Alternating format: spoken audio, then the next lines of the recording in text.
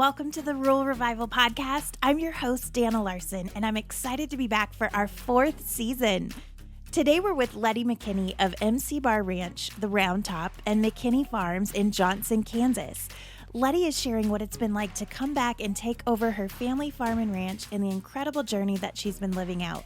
She talks about getting creative to make extra money as an addition to the family operation, her family's legacy of grit and their story dealing with chronic illness, plus how she started selling her beef and how she sort of fell into an event venue. She also has something new to announce at the end of the podcast, so you'll want to stay tuned for that. Here we go with Lettie Mckinney.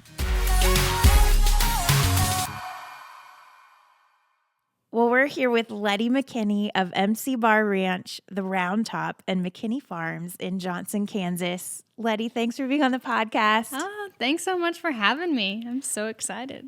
Me too. It's been a long time coming. I know. We're finally here. I know. It's exciting. Yes. Tell us about you.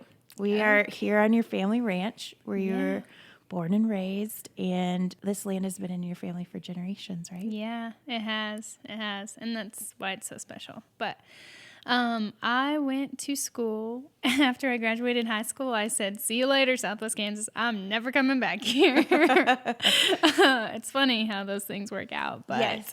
I went to school at Oklahoma State University, and I was going to be a veterinarian, like every animal science degree usually goes to be as a veterinarian. And then after that, the Lord kind of just started changing my heart my senior year, and I was like, I don't think I'm supposed to be a vet anymore, and I don't know why, but okay. So I applied for the TCU Ranch Management Program when I was applying for vet school, and, you know, the whole shift was happening, and God just ordained my steps to go down to Fort Worth, and I was like, okay, well, I'm supposed to be here, I guess. So I just went to Fort Worth the next year. After I graduated from OSU for the TCU program. And when I interviewed for that program, the professor I was interviewing with told me, this program won't just change your life, but it'll change your kid's life, your grandkids' life, your great-grandkids. I was like, no way, you're full of crap. No way, that's not going to happen. But yeah, he did. So it was a life-changing program. And then after I graduated from there, I was in the feed yard for a couple years and lived my best feed yard life, feeding cows every day, and I loved what I did. I learned so much, and then ended up back home. So that's kind of a short version of that story. Yeah. So you mentioned that you never saw yourself coming back here, but did you picture yourself doing any of this that you're doing today? Not at all. Not a single clue at all. Like I said, I was going to Oklahoma. I was going to marry me a rancher. I was going to be a veterinarian. I had my steps ordained on what I was going to do, and none of that has happened. Funny how that can play out, isn't it? Yeah. So I never saw myself coming back home. Never saw myself returning to Southwest Kansas. But God has me here for a specific reason. So it's been really great. So what has it been like coming back? Oh, hard. Very, very hard. Yeah. So when I went to TCU, I didn't really know why I was going to TCU, but I knew I needed to get the business aspect of things, and I had no idea why. And so that's why I went to TCU, was to learn how to run a business, and that is what I brought back to our family operation. So the backstory on why I think the Lord was shifting my heart is my dad has been sick for the last 12 years, really. And in 2010, I was a sophomore in high school, and he had a brain surgery, and the doctors actually gave him 2 weeks to live. And within that, it was hard, so hard. And I was so mad. I was like, why would you do this to good people? You know, sickness is so prevalent in farming and ranching communities, I think, especially. I mean, maybe it just hits home a lot harder because we're small communities, and everybody feels it. Yeah. You know, it's not just one person. So I was just really mad and revolting, and I was so angry. And that's why I never wanted to come back here, because there was so much hurt in this operation, and that's why I didn't want to come back. So within that, lots of things happen, but whenever somebody's chronically sick, it's so hard for someone to perform well, you know, because they just don't feel good. Yeah. And I understand that. I get that. So within that, like, since it's a family operation, it's just my dad and my mom and me and my sister, and I have 3 older brothers, but they're kind of removed from the operation. It was hard for my dad to do what things needed to be done.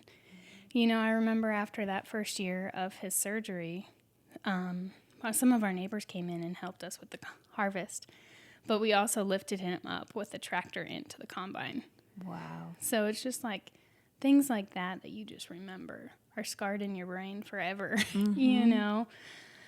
And so long story short, I guess, or it kind of turned into a long story, but it's a big part of how I got back home. In 2017, before I graduated from TCU, I felt like I was supposed to come back for some reason, but I didn't know why, really. And then I came home over Christmas break, and I was working on my management plan and doing all these things, and I'm like, Mom, I don't think Dad is doing very good again, you know? I think we need to have him go get checked out. And sure enough, his tumor came back in 2017, and I had graduated. My sister graduated the next day, and then that Monday, he had surgery again. Wow. So it was super crazy. Yeah. And I actually had a job lined up to go work in the feed yard, but I told them my dad was sick, and I needed to be home for wheat harvest. So the fact that they hung on to me and waited for me said a lot. I was so grateful. And thankfully, my dad, you know, he recovered really well. Like, his first surgery was a lot harder on him just because it was a lot bigger. Okay. And he couldn't, like, he had to learn how to re-walk and re-talk and everything. I mean, he was in ICU for a long time just to drain the fluid off of his brain and all of those things that were crazy, detrimental, life-changing, life-altering situations, you know. So the second surgery wasn't as bad, but this time it came back as stage 2 cancer. So, you know, you deal with one horn and then you get thrown into another. But so he went through radiation that summer, and they thought they had it kind of contained. And we don't really know, you know, if he's cancer-free or not. They said it's one of those things he'll probably just live with it, you know, because it's kind of incurable. Yeah. So from medical treatments. So anyways, that's kind of that story and how I got back. But he went from 2 weeks to live to now, all these years later. Yeah. He's still here. 12 years. Yeah. It's a miracle. Like, that was one of my prayers of, like, God, just give me some more time with my dad. Like, give me some more time to learn and gain from his knowledge. And he blessed me with that. So yeah. So good. Yeah. So how did you start to bring yourself into the operation once you realized, okay, I'm here. I'm in this. Yeah, I prolonged it for a while. I knew eventually I would come back here, but I didn't know when exactly.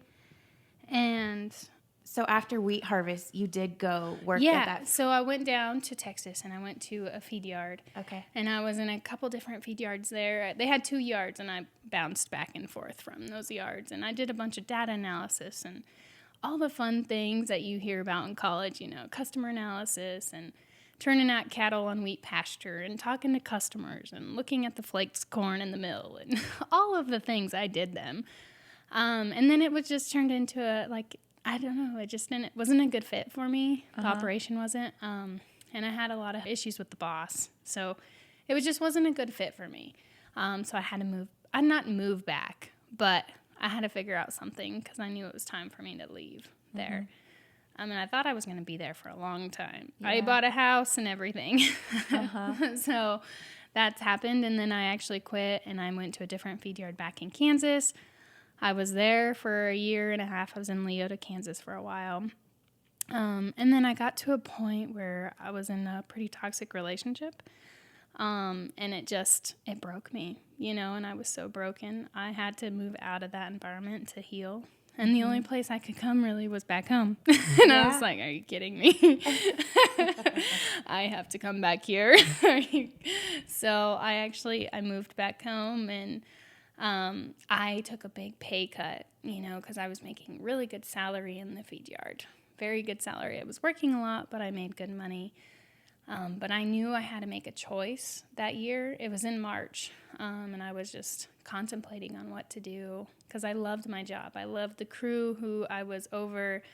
because I was a yard maintenance manager. They had just moved me up. I was growing in the company. And I had to make a choice if I wanted to come back home and learn from my dad while I could, and learn our operation. Because the biggest thing for me was we have irrigation. We have center pivots. We have Minneapolis Moline motors that I have no clue how to fix. No clue at all. So I wanted to learn every ounce of knowledge I could from him while I could, because I didn't know how long I have left with him. Yeah. And with me being so broken, I was just like, I don't care if I'm not making any money in this point in time. Like, I just have to be okay internally. And the only thing, it was actually such a blessing that I moved home, because I was able to focus on somebody else other than my own brokenness. And within that, like, I just healed all around too. Yeah. So that's how I actually got back home. But I didn't get paid when I came back home. So within that, that's how I started, or why I started MC Bar Meat Co. and the Roundtop and all these different adventures. Wow. Yeah. So you moved back home. What's the first thing you did? The first thing I did was gut my house. Yeah. Because it was crazy. So I actually bought the house before I moved back home, because I knew eventually I was going to move back home. Okay. I just didn't know when. Yep.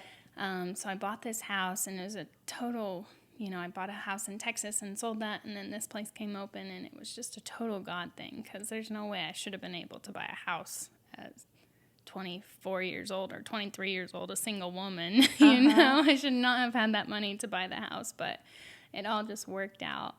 And I was going to just use this place as a rental house. But then I ended up moving home, and that's what I was able to focus on. I focused on gutting the house and remodeling it and just grinding out. And we were jumping right into planting season when I moved home. So it was just like go, go, go whenever I got back home. So yeah, that's what I focused on. What did it mean to your parents to have you come home? It was so good. It was awesome.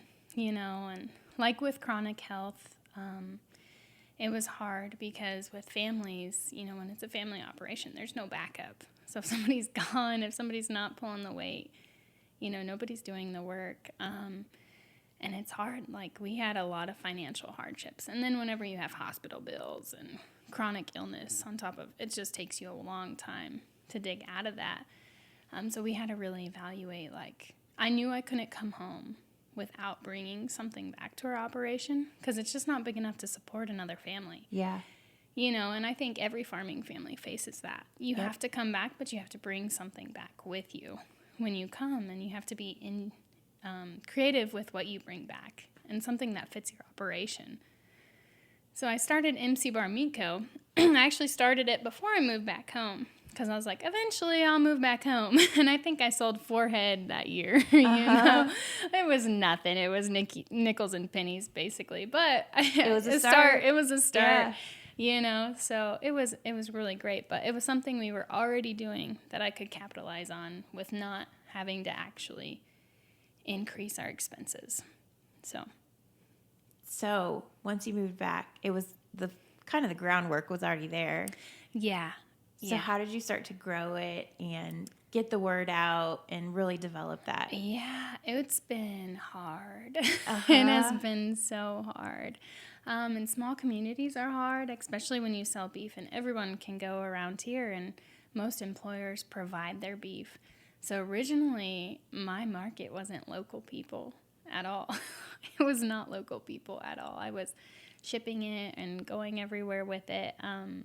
But it's kind of took a turn. And honestly, before COVID hit 2020, I was really evaluating, do I even continue this business? Like, it is so hard. It was, I don't know how to explain it, just because it's such a word of mouth business. And people will refer you if it's good and if it's not good, and I didn't know what I was doing. Really, I mean, the feed yard gave me experience, but I've learned so much since I started. So my customers who are with me from the beginning, I have so much love for them because I have grown so much since I first started. That's incredible. So You're growing MC Bar Meat Co. When did the Roundtop come into the picture? Yeah, I totally fell into that one. I was not planning that. I thought maybe in 5 or 10 years when I have everything figured out, I would start a wedding venue, you know. But no, not at all. My sister actually wanted to get married at the Roundtop, and she told me, she's like, Sissy, I'd really like to get married at your place because it's just beautiful here. You have rolling hills in the back, and the Roundtop is just magical. So we remodeled the Roundtop, and it was a dirt floor when we started. And if you're not familiar with a Roundtop, it's also called a Quonset hut. Yep. Depending on your geographical region. So it's unique, it's different, it's cool, it's got its own story to tell. And we just put some cement in there, put the electricity in, sewer in, all of those fun things.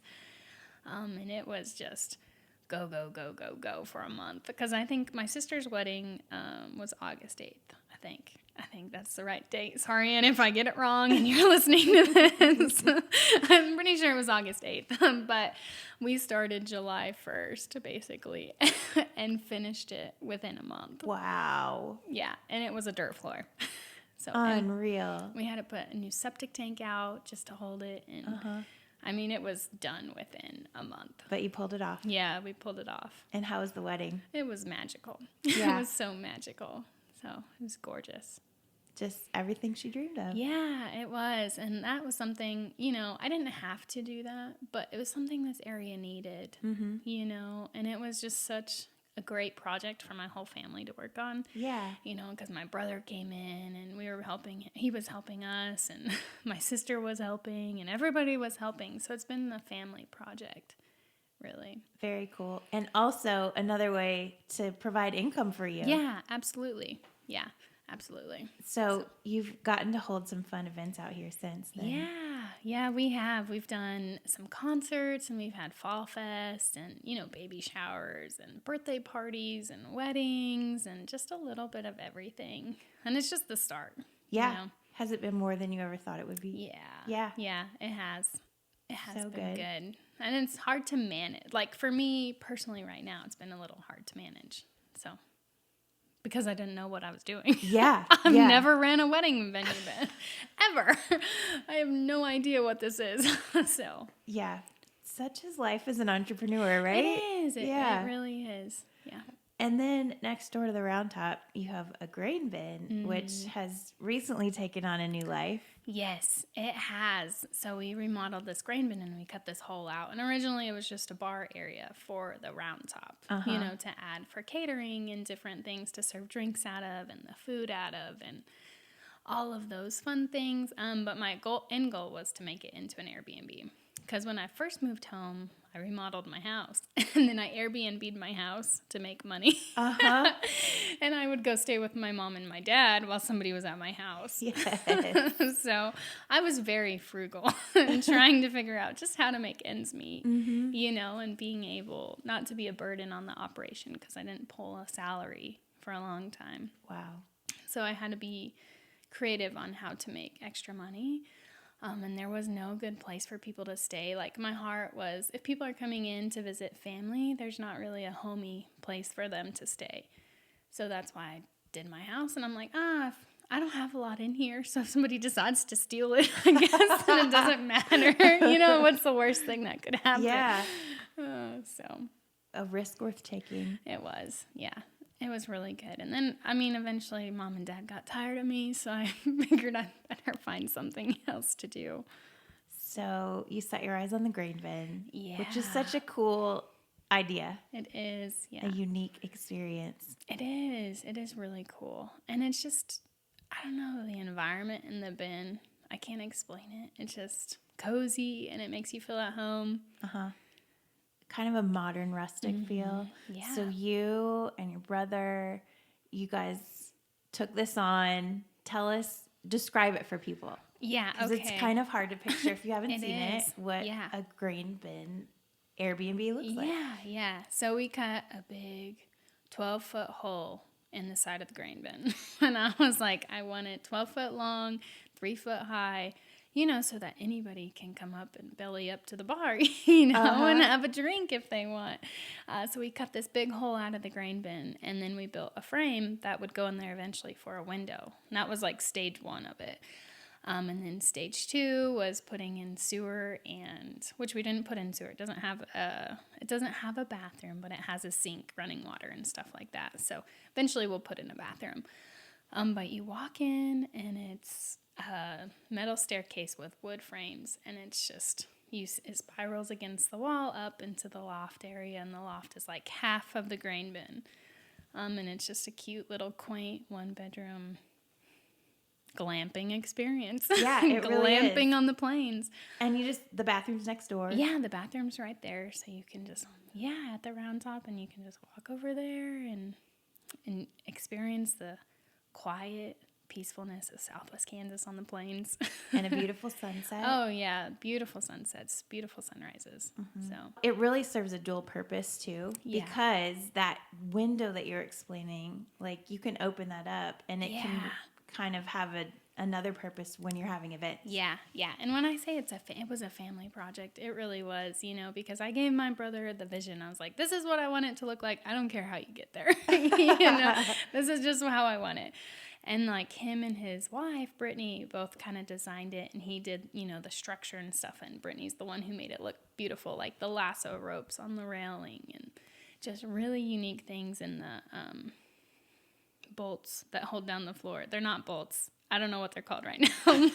Mechanical things in my brain do not work. Just ask my dad. Okay. It's a thingy thing. It's a thingy whopper. He gets it. And it's just beautiful how it all played together. And we all had an impact and a vision. And my sister had to put like the bin logo up in eventually on underneath the flooring, and LED lights, and just little things that make it what it is. Yeah. So it's really cool. I feel like grit is a good way to describe a lot of your journey. Yes. What does that word mean to you? Honestly, it's part of our legacy, because this place was founded in the 1930s, like in the Great Depression. How in the world did they do that? Yeah. And they lived in a sod house, and the dirt was blowing, and Blackout Friday, and all of the things. So I think it's just part of who I am, and I was taught, you work hard and let your actions speak louder than your words. That's how you lead. And that's just what my parents taught me. And that's kind of how I've established the grit aspect behind all of this. Just keep moving forward. Even if it's hell, like eventually you'll get out, I promise. So we recently at brand camp, you redid your website, which was super fun. Yeah, but it was awesome. One line that you put in there was a legacy of grit. And I love that. It's so cool. And it's so true. I think about the people who founded out here. I mean, this is literally no man's land. I honestly think you could get lost. What they say, you can watch your dog run away for days. It's a real deal. It really is. But it's so beautiful, and it just takes a special breed to live out here and find beauty in it and be able to see something and find the beautifulness of it, Absolutely. What have been some of the biggest lessons you've had to learn coming back home? Oh, the biggest thing is working with family, I think, and figuring out cash flow, but definitely the family aspect of it. Because there's so many times I would say things to my dad or my mom that I'm never, ever going to say to a boss. Yes. And I think just remembering that and valuing their relationship and respecting that has gone a long ways. So the whole family piece has been a huge dynamic in this. And cash flow. Everybody struggles with cash flow, I think. Absolutely. Yeah. We can go on and on about finances, but yeah, you kind of have to roll with it when it comes to that. You do. What's been the most rewarding part of this dream coming to life? And I say dream, I feel like it was a dream you didn't even know you had, but I feel like it is a dream to you. Yeah, and I don't really know what the end picture looks like, so it's one of those things I take a little step, and then I get a little bit of a clearer vision. But for me, I think it's been seeing our operation succeed. Like in watching my dad start glowing again over the years. Because he's kind of lost, just like I said earlier, with chronic illness, it just takes it out of people. Oh, yeah. You know, it's so hard. And it's just been fun to watch him kind of lighten up again. And sometimes, I mean, he still is a grumpy old grouch and will dirty cuss me, but that's fine. You know? What advice would you have for someone thinking about starting a small business or doing what you did and coming back home to ranch or farm? Yeah, honestly, just do it. Just do it. Because you can wait and wait and wait for the perfect opportunity, and it might never come. You're never going to know everything. You're never going to have your website perfect. You're never going to know how to finish an animal to its parness. I mean, maybe eventually I might get there when I'm 50. Yeah. You know, but just start. If you have a dream in your heart, just do it, because you're going to learn as you go. Yeah. And people respect that, you know, for you being brave and courageous and just stepping out in what you're supposed to do. It's so rewarding. Yeah. And we learn through every step. We might not succeed at all of them, but we can always learn from it. Yeah. One of my favorite sayings is just fail forward. Yes. You know, you might have a failure. You might have a failed business. You might have to figure out how the heck to explain this to the banker or what your mistake was. Yeah. But just be honest. You know, don't be too prideful to not say, yeah, I screwed up big time. I had no idea, and I had no idea what I was getting into. And that's okay. You know, just be honest. So. Well, what do you love about Johnson and Southwest Kansas? You know, I love how everybody is there for you. Yeah. You know, being in a family that has had chronic illness, like I said, but that year, whenever it was 2010, and I was a sophomore in high school, and the farmers came in with a bunch of combines, like, you know, that was amazing. I will forever be indebted to the people who did that and the community, you know, for stepping up and just helping where they could, you know, because there was no way that we should still be in business. But the only reason is because of the community, you know. Yeah, that's incredible. What excites you most about the future of rural America? The opportunity. There's so much opportunity, and people don't see it. You know, they see these little dinky towns, and they're like, "There's nothing there. Why would you ever live there?" Like, there's so much opportunity here. It's so rich, and to raise a family eventually, like I would love to raise a family in a small community, you know, and just being there and having the mentorship and the people there and people to lead and guide your family, because it takes a community, really. And that's probably the thing that excites me the most, is the opportunities that are there. Yeah. And in addition to all these other things we've talked about, you've also gotten involved in the community since you've come back. Yeah, I am very active, probably almost too much, but it's been really good. Yeah. So it brings fresh minds in and young perspectives, because, you know, if you don't step up and lead, you're a young person. You know, I'm 27, so I'm young for my community. And if you don't step up and lead, your town will eventually go backwards, you know, and that's what we had to figure out, because we've just had a lot of tax burdens on the people. People are moving away. Nobody's coming back. And we're like, okay, what can we do differently to bring people back here? You know, and it's just being on a board, or, you know, if it's a 4-H board or the city hall or school board or whatever it might be, find something you're passionate about and do it. Help, you know, just be a voice, helping hand. And have you found that there are others who are willing to come alongside too and champion these things with you? Yeah, absolutely. And the biggest thing is I think you just need somebody to go for it. Like, lead and guide and just full-fledged go for it. And people get on board. They get excited. You know, you got to keep the momentum going. Absolutely. Keep the excitement going, because if you stop, it's... Oh, yeah. Momentum is a real thing. It is. It is. Yeah. And it can be, we talk about that a lot with Rural Revival, but it's that momentum that changes things for a town. And once you get that going, it's amazing. how it keeps building. It is. And I'm so proud of this little community because I think within the last year we've had 2 or 3 new businesses come in and start. And I'm just so proud of them. I'm so excited for them. Like Holy Cow Market, and we have a little boutique on Main Street now. And it's just exciting. So I'm so happy that there's things Absolutely. coming. And more coming. Yeah, absolutely. Yeah. So. Well, what's next for you? Any big plans? Oh, I'm sure there's plenty of big plans. I've had to kind of reevaluate like the meat market here lately. So I'm excited. I'm getting ready to launch some new products with that. And then the Airbnb and also the Roundtop too. And then also just growing the farm and ranch with my dad. You know, we brought stalkers in this year for the first time. My dad was so mad at me the whole time. He dirty cussed me all winter long. But I think he kind of likes them now. So, just being not afraid to try something new. And I'm excited for that and to see what comes and what the Lord has. So getting ready to release a pretty big project with MC Bar Meat Co. Kind of nervous, but I think it'll be good. So.